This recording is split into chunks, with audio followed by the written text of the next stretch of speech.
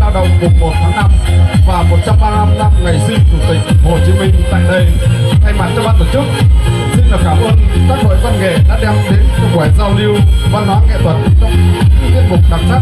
Chúc anh chị em mạnh khỏe, hạnh phúc, đem nhiều lời ca tiếng hát để phục vụ cho nhân dân. Xin trân trọng cảm ơn.